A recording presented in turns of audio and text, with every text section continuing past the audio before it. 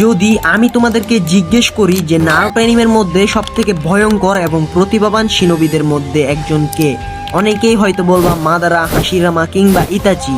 কিন্তু এমন একজন নিনজা ছিল যে মাত্র কয়েক বছরের মধ্যেই পুরো শিনোবি বিশ্বকে নিজের নাম শুনিয়ে কাঁপিয়ে দিয়েছিল। হ্যাঁ, তিনি হলেন মিনাতো নামিকাজে, অর্থাৎ ফোর্থ হোকাগে, যাকে সবাই yellow flash of the leaf নামে চিনত। কিন্তু প্রশ্ন হলো, মিনাতো এত শক্তিশালী ছিলেন কেন? চলুন শুরু থেকে শেষ পর্যন্ত জেনে নেওয়া যাক। আর ভিডিওটা শুরু করার আগে একটা কথা বলে দেই, এই ভিডিওতে তোমার জানার মতো অনেক কিছু আছে, তাই ভিডিওটা একটু স্কিপ করে দেখবে না, তাহলে অনেক কিছু মিস করতে চলেছো। মিনাতো কোনো বিখ্যাত বংশের সদস্য ছিলেন না। তিনি কোনো উচিহা নন, সেনজু নন, হিউগা নন, তার কাছে কোনো কেকেগেনগাই ছিল না। তবুও তিনি নিজের মেধা, কঠোর পরিশ্রম এবং অসাধারণ প্রতিভার মাধ্যমে এমন এক পর্যায়ে পৌঁছেছিলেন যেখানে বিশ্বের সেরা শিনোবিরাও তাকে ভয় পেত। ছোটবেলা থেকেই তিনি ছিলেন অত্যন্ত শান্ত ও বুদ্ধিমান। তিনি যে কোনো পরিস্থিতি মুহূর্তের মধ্যেই বুঝে নিতে পারতেন।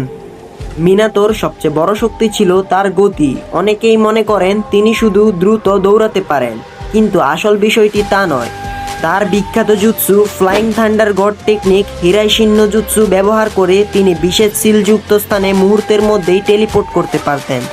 এটি কোনো সাধারণ স্পিড নয়, এটা ছিল স্পেস টাইম নিনজুৎসু, অর্থাৎ এক জায়গা থেকে আরেক জায়গায় মুহূর্তের মধ্যে পৌঁছে যাওয়া যায়। এই কারণেই শত্রুরা বুঝে ওঠার আগেই মিনাতো তাদের সামনে উপস্থিত হয়ে যেতেন। হিরাইশিন্ন জুৎসু তৈরি করেছিলেন দ্বিতীয় হোকাগে টোবিরামা সেনজু। কিন্তু মিনাতো এই জুৎসুকে আরও দক্ষভাবে ব্যবহার করছিলেন। তিনি যুদ্ধক্ষেত্রে একসঙ্গে বহু কুনাই ছুঁড়ে পুরো এলাকা নিয়ন্ত্রণে নিয়ে আসতেন। তারপর মুহূর্তের মধ্যেই এক কুনাই থেকে আরেক কুনাইয়ে টেলিপোর্ট হয়ে প্রতিপক্ষকে বিভ্রান্ত করতেন। এটা এতটাই ভয়ঙ্কর ছিল যে শত্রুরা তাকে দেখতে পাওয়ার আগেই পরাজিত হতো।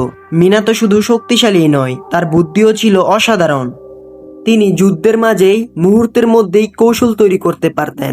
কাকাশি, ওবিটো এবং রিনকে নিয়ে গঠিত টিমের নেতৃত্ব তিনি দারুণভাবে দিয়েছিলেন। প্রতিটি পরিস্থিতিতেই তিনি ঠান্ডা মাথায় সিদ্ধান্ত নিতেন। নারুটো অ্যানিমের সবচেয়ে বিখ্যাত জুৎসুগুলোর একটি হলো রাসেনগান। অনেকেই ভাবেন এটি নারুটো তৈরি করেছেন, কিন্তু আসলে রাসেনগানের আবিষ্কারক ছিলেন মিনাতো। তিনি বহু বছর গবেষণা করে এই জুৎসু তৈরি করেছিলেন। রাসেনগানে কোনো হাতের সিল লাগে না, শুধু চক্রকে নিখুঁতভাবে নিয়ন্ত্রণ করতে হয়। এটি তৈরি করা অত্যন্ত কঠিন। এতেই বোঝা যায় মিনাতো চক্র নিয়ন্ত্রণে কতটা উন্নত ছিল। মিনাতো শুধু আক্রমণাত্মক নিনজা ছিলেন না, তিনি সিলিং জুৎসুতেও অত্যন্ত দক্ষ ছিলেন। নাইন টেল ফক্স মানে কুরামাকে থামানোর সময় তিনি শক্তিশালী সিলিং টেকনিক ব্যবহার করছিলেন। শেষ পর্যন্ত নিজের জীবন উৎসর্গ করে তিনি কুরামার অর্ধেক শক্তি নিজের মধ্যে আর বাকি অর্ধেক নারুটোর মধ্যে সিল করেছিলেন। এটিই ছিল ইতিহাসের অন্যতম সাহসী সিদ্ধান্ত। মিনাতোর সবচেয়ে বিখ্যাত লড়াইগুলোর একটি ছিল মুখোশধারী ওবিটোর বিরুদ্ধে।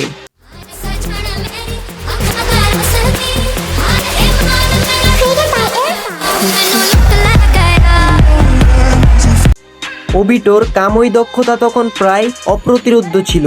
অনেকেই তাকে স্পর্শই করতে পারত না। কিন্তু মিনাতো খুব অল্প সময়ের মধ্যেই ওবিটোর ক্ষমতার দুর্বলতা বুঝে ফেলেন। সঠিক মুহূর্তেই হিরাইশিন্ন জুৎসু ব্যবহার করে তিনি ওবিটোকে আঘাত করেন।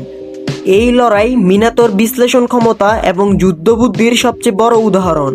থার্ড গেট নিনজা ওয়ারে মিনাতোর নাম শুনেই অনেক শত্রু ভয় পেয়েছিল। মিনাটোর বিরুদ্ধে একা লড়াই না করার নির্দেশ পর্যন্ত দেওয়া হয়েছিল বলে সিরিজে ইঙ্গিত পাওয়া যায়।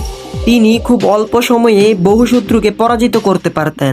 এই কারণেই তিনি yellow flash of the leaf নামে কিংবদন্তি হয়ে ওঠেন। কেন তিনি এত অল্প বয়সেই হোকাগে হন? হোকাগে হওয়ার জন্য শুধু শক্তি নয়, নেতৃত্ব, বুদ্ধি এবং মানুষের বিশ্বাসের দরকার। মিনাতোর মধ্যে এই সব গুণই ছিল। তাই তুলনামূলক কম বয়সেই তিনি চতুর্থ হোকাগে নির্বাচিত হন।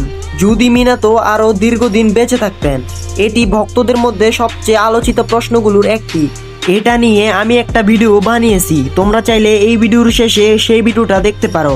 ভিডিওটা আমার চ্যানেলে পেয়ে যাবে। তাহলে মিনাতো কেন এত শক্তিশালী ছিলেন? কারণ তিনি জন্মগতভাবে কোনো প্রতিভার উপর নির্ভর করেনি। তিনি নিজের প্রতিভা, কঠোর পরিশ্রম, অসাধারণ বুদ্ধিমাত্রা, নিখুঁত চক্রা নিয়ন্ত্রণ, হিরাইশিনের দক্ষ ব্যবহার, রাসেনগানের সৃষ্টি এবং অবিশ্বাস্য যুদ্ধ কৌশলের মাধ্যমে ইতিহাসের অন্যতম সেরা শিনোবিতে পরিণত হয়েছিলেন।